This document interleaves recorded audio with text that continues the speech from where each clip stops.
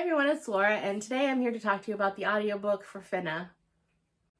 So this is a book that I remember seeing a while ago that Kayla from Books and Lala read it, and it was a super short audiobook, so I figured I would listen to it. It is June, and I am going out of my way to read more books that fall under the Pride umbrella, but I didn't plan far enough ahead, so this was kind of one of the last minute searches on the audiobook platforms that I use, and it came up in Libby and it was available for immediate listening, and it was a super short audiobook, so I figured why not, and I gave it a shot. And this is a very bizarre book. It's more of a novella, but I was unaware also that it has a sequel, which I'm more than happy to listen to at some point, but not buy. I didn't like this book enough where I want to buy any of them, but I would definitely be interested in listening to the sequel. So this is a story about Ava, where you follow Ava to work, and she's basically called in on a day off to cover a shift for someone,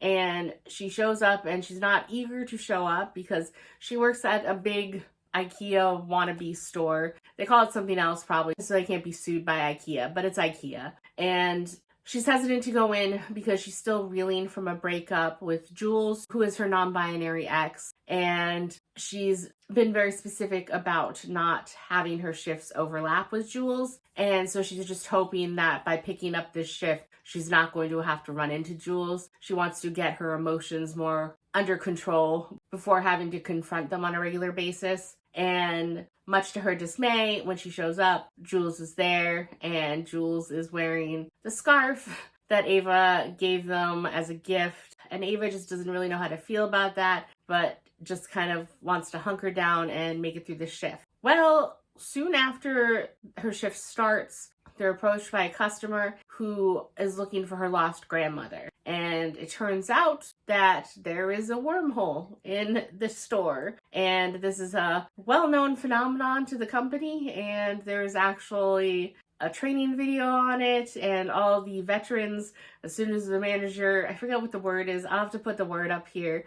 What it is. It's like a Mereji or something. Once the manager mentions, oh, we have another one, everyone who's been there longer, then Jules and Ava groan, and the manager is looking for volunteers because even though the training video says that they have a response team to go into these wormholes to find anyone who might have slipped into one by accident, since the very outdated training video was made, that response team has been abolished, and now it is up to the lowly hourly workers to handle the recovery on their own. So the manager's looking for volunteers. Jules volunteers, but no one else volunteers. So then they go by seniority, and the only person Ava had more seniority over was Jules. So basically that means Ava has to go, and Jules is more than comfortable going alone on the mission, but both the manager doesn't want to do that for the paperwork issue, and then Ava doesn't want Jules to go alone either because she still cares for them even though they broke up, and doesn't want Jules to be in any danger because Jules, I guess, is very impulsive, and Ava thinks they need someone to kind of counterbalance them for a mission like this. So they're basically handed this contraption and this instruction booklet, and then just promised gift cards to the store as rewards for doing a good job. And so off they go, trying to figure out the contraption and go on their journey into the wormhole. And like I said, it's a novella and it's very short, so I don't want to go too much into their journey and finding the grandmother or what happens or what they encounter. But it is very creative and very fun, and the audiobook was very good. I didn't really like either Jules or Ava very much,